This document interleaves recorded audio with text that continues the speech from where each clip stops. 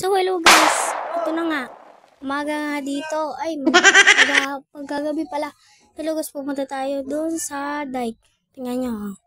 Yan, papunta na nga ako diyan. So, ayan, minadaanan pa nga sa diretso lang at yan. Nadaanan ko nga din pala ang mamatay. Yan. Ay, gagi. Yan, tinanong ko lang kung ano. Tapos, tinanong ko kung anong ulam. Yan nga, pakit na ako ng tulaya yan. Makikita ko pa lang, maganda na. Wow! Medyo dumi lang dito sa baba ng tulay. Pero hindi naman yan maibok. Yan. Tingnan nyo. Ganda ng ano yun, ang Monte Maria. Ganda ng background. Yung sunset pati. So yan nga nila dyan nga nakasalubong ko si Nano at tinanong ko ay kung saan niya sa Iglogan pala siya magbabasketball yan. Tingnan nyo na. Ito na nga, tumupo na ako. Tingnan nyo eh. Yan. Yan si Nano. Yan.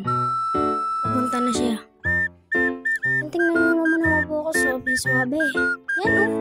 Tingnan nyo yung sunset. Napakaganda. Yan ang araw. Tsaka yan ang buwan. Tingnan nyo. Uy. Katadhana. Charot. Yan o.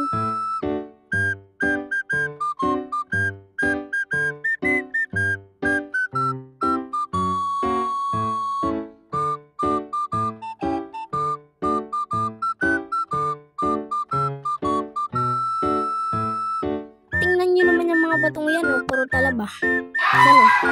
Diyan kumakap. So, diyan nagpapalipas ako. Guys.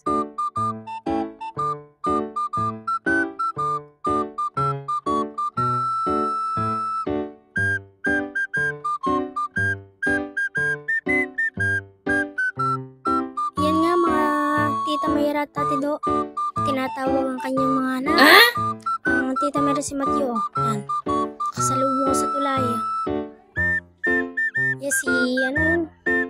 Ano, sunset pineng. Ay, yeah, cute. Ka-cute. So tayo, tamang chill habang tinatawag ang kanyang anak. Namatawag nga pala. Sabi ko yun si Matthew. Year, sining, nasulyap. Yan. So, ang ganda nga din yung sunset talaga sa Batangas. Yun naman ang work yun. Pilit tinatawag ng tito. So, yun lang. Bye-bye. Babush.